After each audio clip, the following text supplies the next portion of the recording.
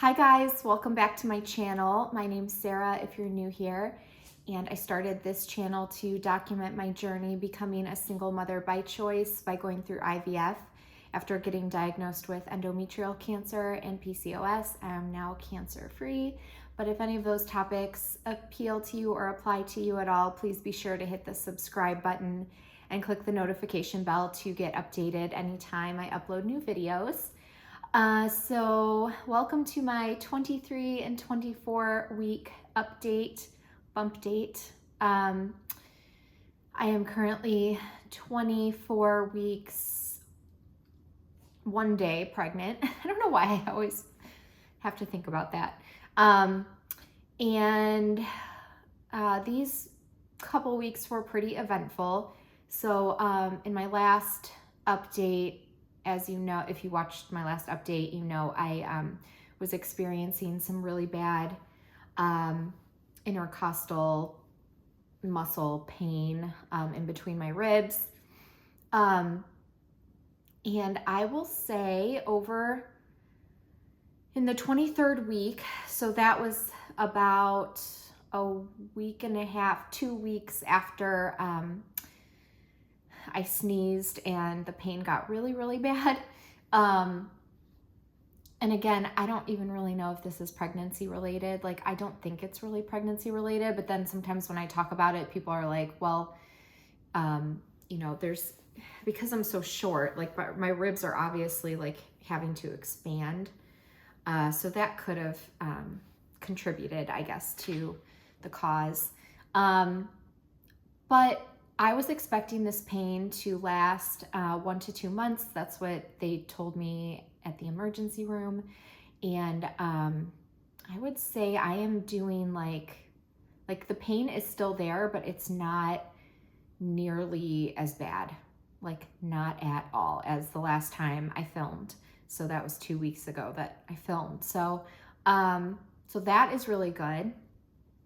And pregnancy symptom wise, 23rd week, every night dreams. I'm gonna start off pretty much, I'm pretty sure I'm gonna start every update that way. I'm really curious, like after I give birth, like if the dreams will like literally just stop that night or what. But I will let you guys know.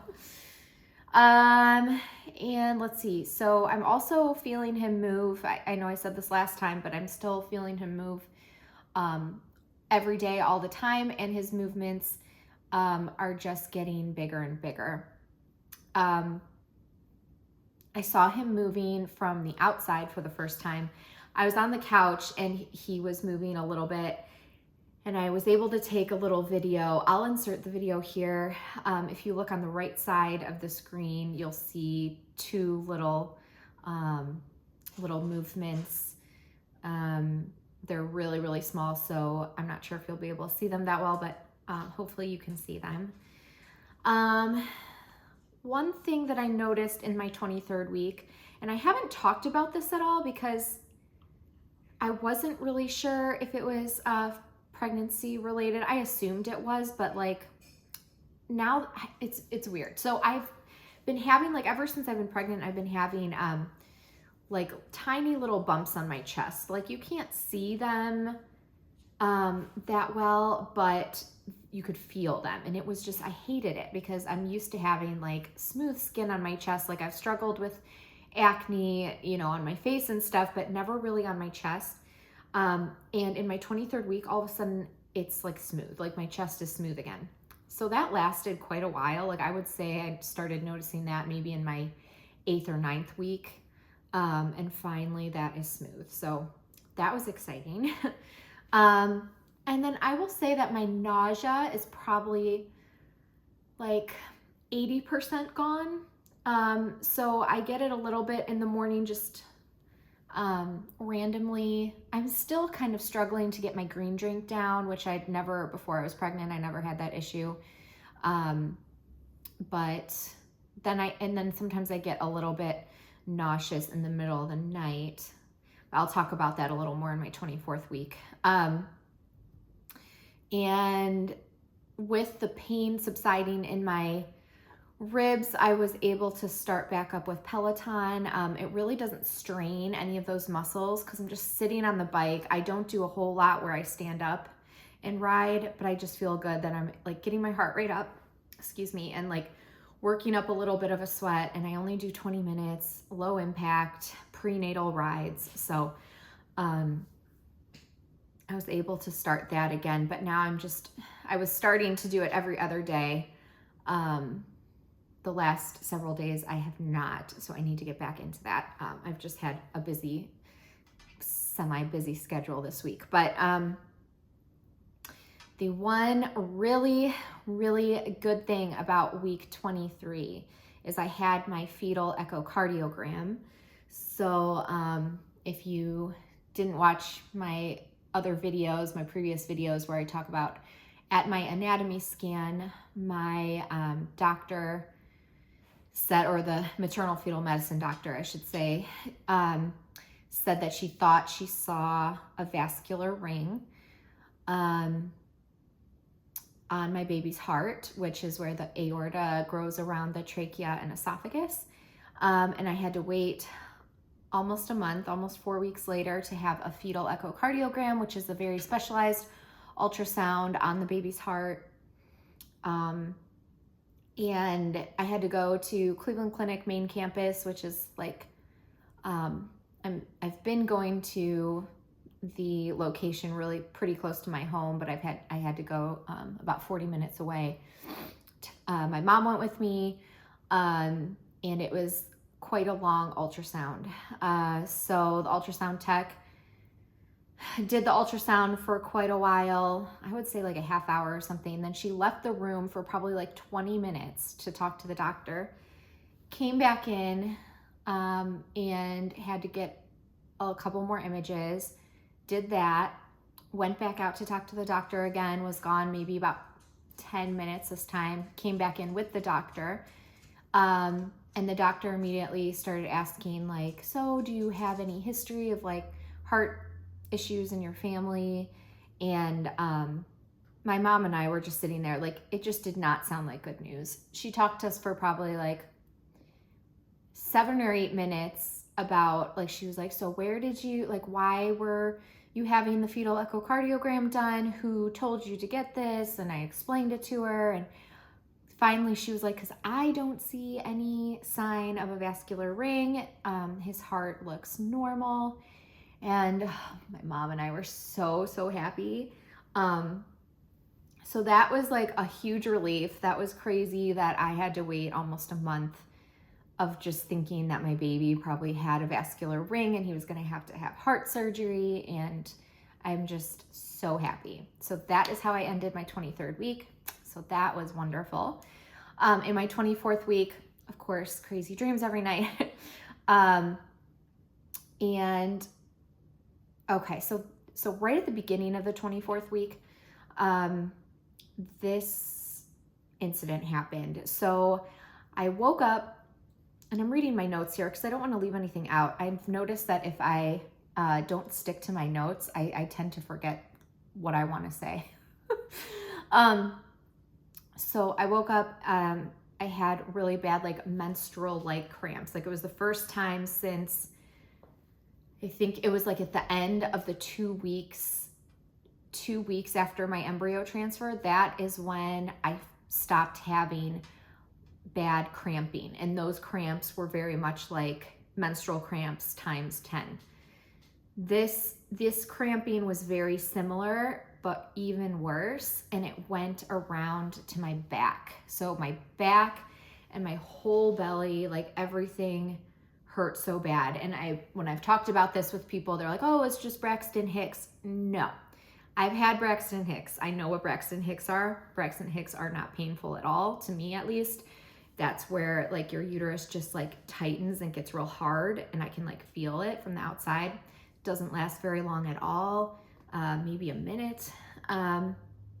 This was like menstrual cramps, like to the point where like I was worried I was like going into labor or something. And I did research and stuff online. I know people tell me I research too much.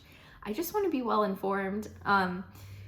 And talking to my friends who have been pregnant, nobody's experienced this before. And then even since then, talking to a couple different doctors, none of them have ever, like, they don't know what this was. So to this day, I don't know what this was, but it lasted about an hour, and it was so bad, I threw up 3 times just from the pain of it.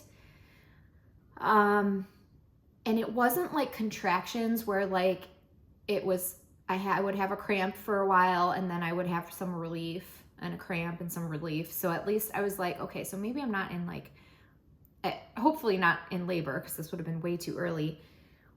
But it was just constant menstrual cramps, like nonstop with no break for about an hour. So after, and because I was in so much pain, I was worried. I didn't have any bleeding, so I knew that was a good sign. But it was a Sunday, and so I called my OB's office, and the person that answered the phone said that the OB on call would give me a call back within 20 minutes. And so I'm just laying there like in pain, and it was kind of scary for me too, because, you know, I live alone, obviously, and like it like kind of went through my head like, this is scary to like be all alone, not knowing like what's going to happen in the future, like pregnancy wise, and not having, like, my mom and stepdad live like 40 minutes away, which, by the way, they are moving closer to me, so I'm really happy. They're going to be like literally across the street, like across the main street of my development in the other phase. So that's really exciting. But so I did call my mom, and they immediately got in the car and started to head this way. But I was just waiting for this OB to call me back. I'm just like in my bed, like curled up in pain. It seemed like when I would stand up, that was much, much worse. But when I was laying down on my left side, that was better. And after about an hour, the pain subsided, and the OB called me like literally right after it started going away. So I told her what happened, and she said because I had no bleeding and because it went away, that to just keep an eye on it. So throughout the rest of the day, it happened maybe 2 or 3 more times, but not nearly as severe. But it would just like be like, it was so weird because I haven't, you know, had menstrual cramps in so long. It felt like menstrual cramps. So I don't know, comment down below if you had anything like that around your 23rd, 24th, 25th week, or throughout your pregnancy at all, other than in the very beginning, because I did have cramping in the beginning of my pregnancy. But this far along in my pregnancy, it was scary. But my theory is that like he has been growing so quickly. I feel like his movements every single day seem stronger than the day before. And he feels bigger. Like I can like, when I'm feeling my stomach, like sometimes like if he's pushed up kind of closer to like my skin, like I feel such like big body parts. So I am wondering if my uterus was just like having a growth spurt that morning or that day. And that's what caused the menstrual like cramping. But it was just weird because I had never had cramping go all the way to my back. It was all around like my lower back and my uterus. So there was that. So the acid reflux or heartburn or whatever this is that I'm experiencing, which I'm still not convinced, because when I research it, the way it describes what this is, it just doesn't seem like what I'm experiencing, but it must be it. I don't have any burning in my like chest or like heart area or throat. It's not like a burning. It's just almost every night I'll wake up in the middle of the night and I'll have to sit up because I feel like something's in my throat, and it's not like I'm nauseous, but like I feel like I might throw up. And most nights I don't, but a couple times I have, and it's awful. Because because it's like when I wake up, like it's almost like I taste like throw up or like whatever I ate the night before. I'm sure that's what it is. I'm sure it's some sort of acid reflux, but it seems to be getting worse, so there's that. I did order some organic heartburn tea that I have seen is very helpful with other YouTubers that have been documenting their journey, and they talk about it being helpful, so I'm gonna try that. So at the end of this 24th week, I had my ultrasound finally to check on my Vasa Previa, and unfortunately it has not moved. And the doctor said at this point, it's not likely going to move. They are going to check it again in another 4 weeks at 28 weeks, and then they're going to check it again at 32 weeks. So they're going to check it 2 more times. If by 32 weeks it hasn't moved, they're going to go ahead and schedule my C-section. He said for anywhere between 36 and 37. Wait, what did he say? Yeah, 30.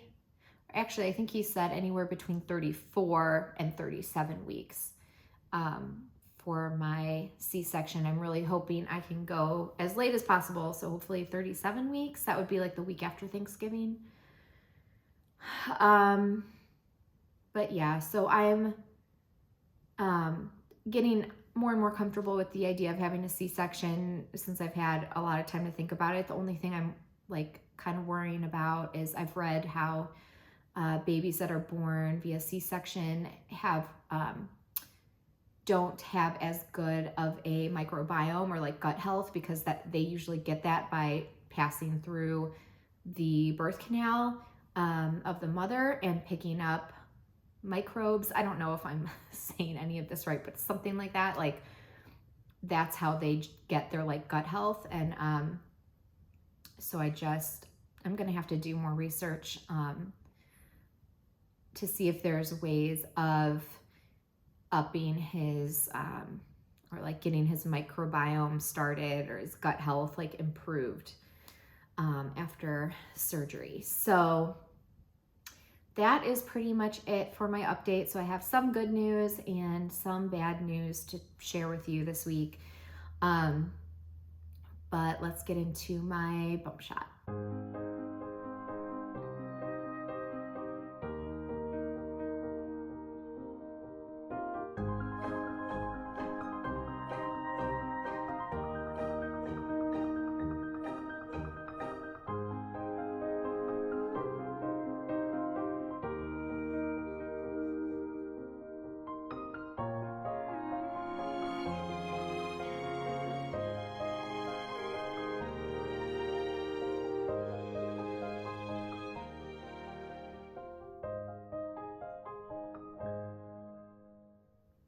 I hope you guys have a great Labor Day weekend.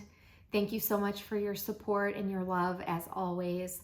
And I will see you in 2 weeks. Bye.